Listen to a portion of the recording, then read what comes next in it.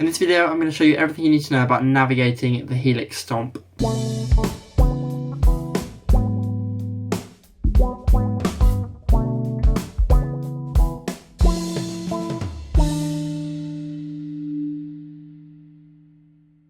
Hey guys, I'm Tyler, welcome back to the channel. This is another Helix video. So what I'm going to do is, from now on, going to go and take the Helix as a platform and just work my way all the way through it. I've done a couple of videos already about cleaning up the Helix and how I use the Helix. But I think there's really a place for bass players particularly to have a whole series of Helix lessons and kind of tutorials. And what I want to do is really run from the beginning all the way through to the most complex and advanced features on the Line 6 Helix. These lessons will feature both the HX Stomp and the HX Floor.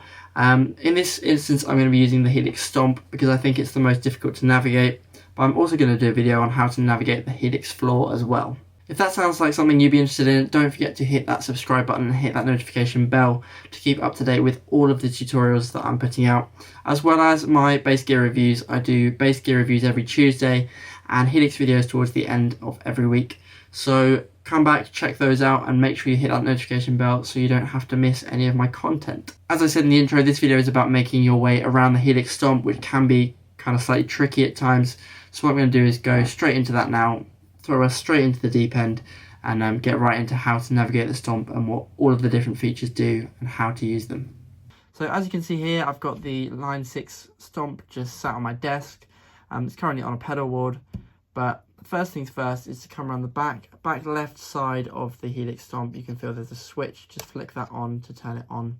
So you already plugged it in, got it turned on, and now we just wait for the Stomp to load. Now the Stomp's loaded. If you're first turning this on, you're going to be greeted with a load of presets, and this is just an example. I've gone along to preset 9A, but it doesn't really matter, you can do this with any preset. So the first things first are the different buttons we have on the top of the Helix. This knob here is the volume knob, so that's your master output, and that, if you put it to kind of about 1 o'clock, 2 o'clock, that's unity gain, so that's 0 decibels in, 0 decibels out. So that's kind of if you put sound into it, you're going to get the same sound back out at the same level pretty much. This bit further along is max volume, kind of up to 12 dB or something, and then behind that is just you rolling off the volume. So I kind of leave mine around unity, so I'm used to the same level going all the way through the pedals and out through the Stomp to my amp. Down here we have the main buttons that you use to navigate the Helix. The thing that's probably a little bit confusing about the Helix Stomp and the Helix in general is that the buttons change their roles and what they do based on what's going on the screen at that point in time. But these are kind of your main scrolling. If you're just on the first screen you come to, that's going to change your entire preset. And this knob down here doesn't do anything until you go into a preset. Each of these buttons can be pushed, so they all have buttons beneath them. You just click and it is a button. Same for this one down here, but as I say, we need to get into a preset before that one's usable. And then along here, these are also the same. They turn and buttons as well. Down here are the 3 foot switches, on and off. That's the tap tempo. Here we have the home button, so that's the home button and view button right there. This is the action button, which doesn't do anything to it in a preset. And this is the page button.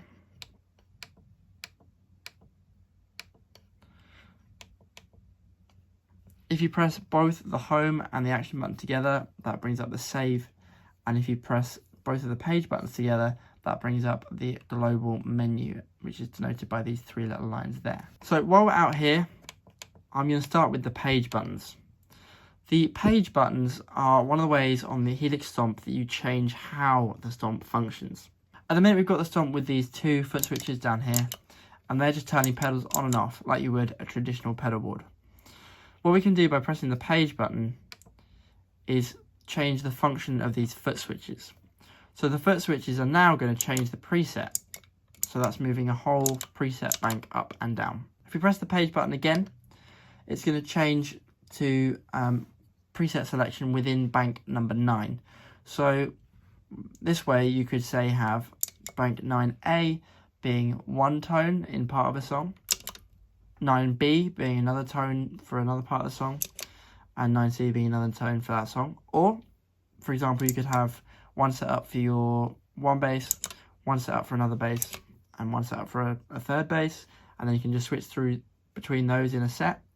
Or alternatively, say you have a set that's got kind of 3 main tones that you use. You could have one set into 9A, one set into 9B, and one set into 9C. Pressing the page button again, we come across to the snapshots option. Here, we're staying within the one bank, so we're staying within 9C, this preset. But what the snapshots do is change a number of parameters at the same time. Snapshots is one of the features that makes the biggest difference to the Helix over using a standard effects pedal or multi-effects board. By using snapshots, you can change multiple parameters at the same time. So with one press of a foot switch, you could say change the amount of drive on your drive pedal, change the master volume on your amplifier, and change the amount of chorus you have by using one preset within your chorus pedal. So snapshots are super powerful because you can assign tons of different settings to each of the snapshots. That's then just controlled by each of these foot switches. So now we've seen what these buttons and presets do from this page. What I'm going to do now is go into the setting, and then we're going to change things and see what the controls do once you're actually in your preset. So to get into the preset, I'm going to hit the view button, which is the home, the button with the home icon on it. So now I'm into the preset. What I can do here is scroll along each of the different effects by using the top knob here. Then down here we have the selector knob. This knob changes the type of effect you have in each block. So as you can see, the name of the type of effect is changing. As I scroll backwards, you go through different amplifiers and things. This is just quick access to one big long list of effects. So the first thing I'm going to do here is just to clear all of these blocks so I can start with a fresh preset. The way I'm going to do that is by pressing the action button, pressing the page button, and hitting this little nub here, clear all blocks, pressing that button.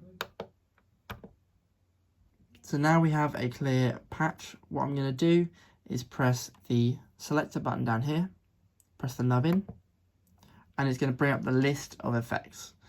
So as you can see, you just scroll down and that gives you the different types of effects you can choose. I'm going to just keep it simple, put an EQ block in. I'm going to select mono and just put in a simple EQ. Then I'm going to scroll along, so using the top nub, scroll along and then press the bottom button again to choose a different type of effect. So I'm just going to put in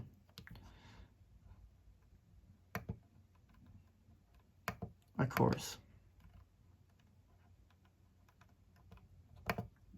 So I've got 2 effects in there.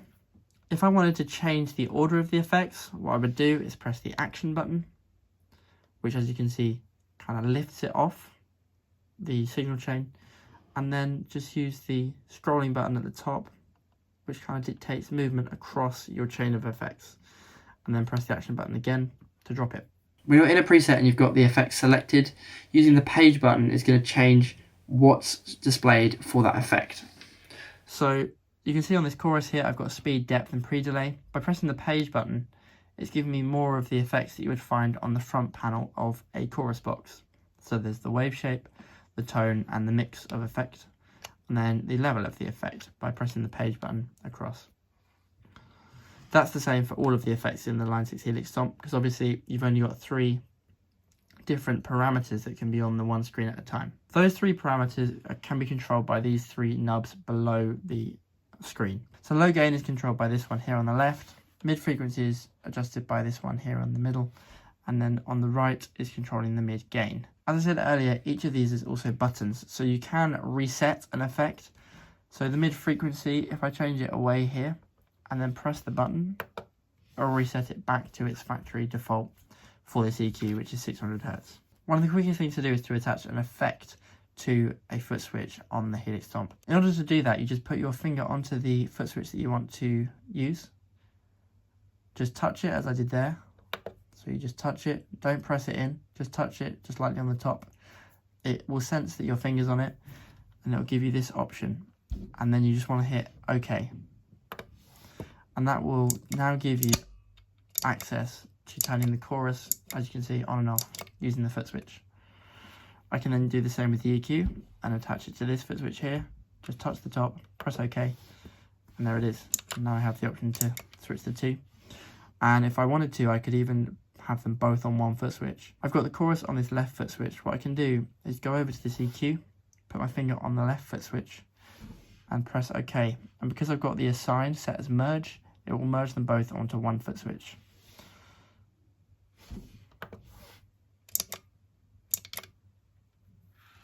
Some of you may have noticed that as I'm hovering over different effects, sometimes it's changed away to a different name.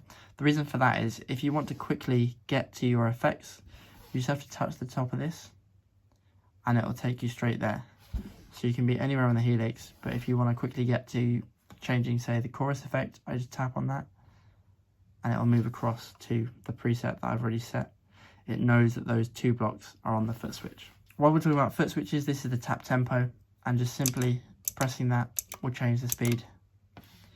The tap tempo corresponds a lot of the time to your pedals, so if you have a delay or a reverb, the tempo will be synced with the tap tempo you have set here, which is a global setting. One of the most important things to remember with the Helix is when you've made any adjustment, whatever it is, if you're using the software or if you're on the units themselves, make sure you hit the save button before you turn it off or before you change patch. If you change patch before you've hit the save button, when you go back, it will be back to whatever the patch was saved as last rather than what you just did. So make sure you hit that save button. In order to save this preset, we want to press the action and the home view button together. That brings up this save menu, and then we can just use this middle knob here to change the name of it. So I'm just going to use my initials.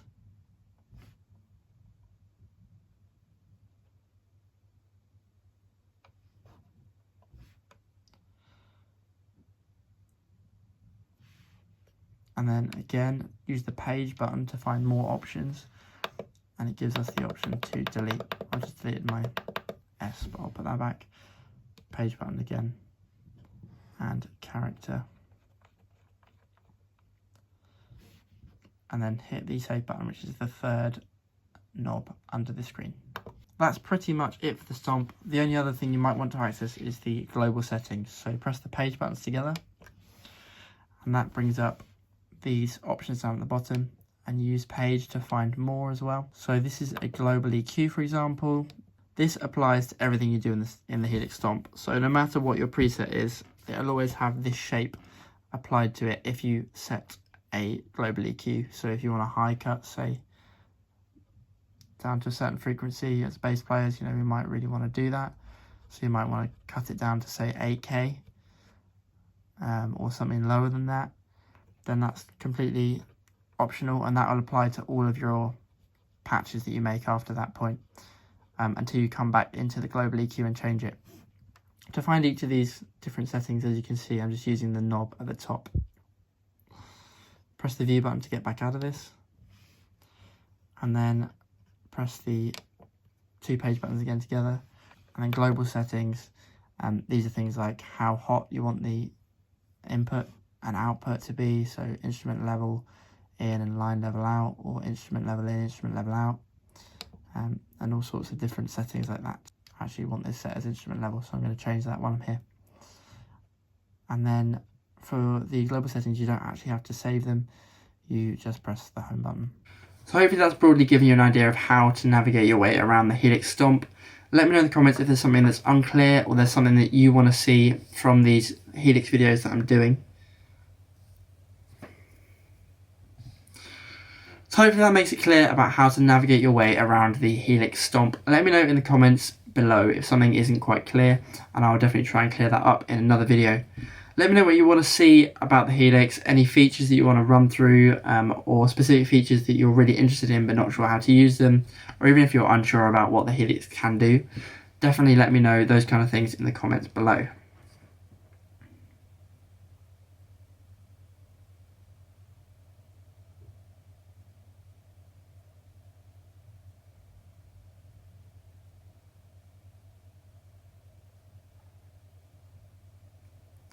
So that's pretty much everything when it comes to the basics of how to get around the Helix itself. Generally, it's fairly simple. This knob up at the top here is primarily used for scrolling cross, sideways, no matter what you're in. It generally uses that feature. And then this is for the more minute control and changing different things within patches. These three switches, these three knobs here are all generally reflective of what's going on the screen above, and have their control the parameters that are listed directly above them. And the foot switches are your primary way of controlling the Helix when you're not able to use your hands when you're on stage. The volume knob is pretty much a unity gain when it's across at 1 o'clock, around 1 or 2.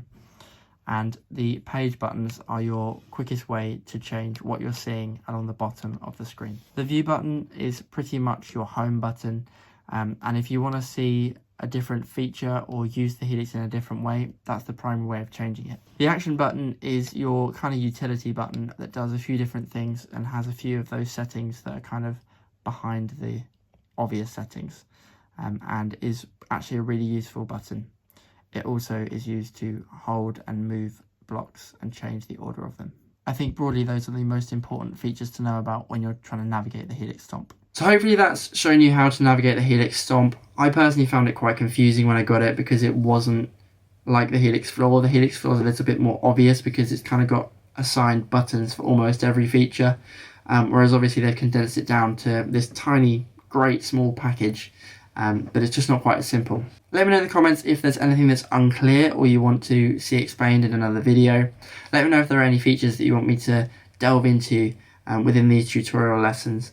And do let me know of anything you want to know about the Helix, and I'll make sure to make a video about that very feature for you. If this video has been helpful to you, don't forget to hit that like button. And if you want to see more of these tutorials, hit that subscribe button and the notification bell to make sure that you keep updated with the latest of my tutorial videos on the Line 6 Helix and everything else that I do on my channel.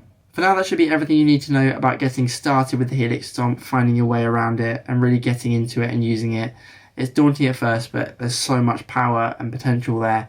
It's really worth getting into it, and now you know what the controls do and how to use them, you can really delve in. Thank you for watching this video. I'll be back next week with another Helix tutorial, so if there's something you want to see, don't forget to leave it in the comments below right now. I'll see you around soon.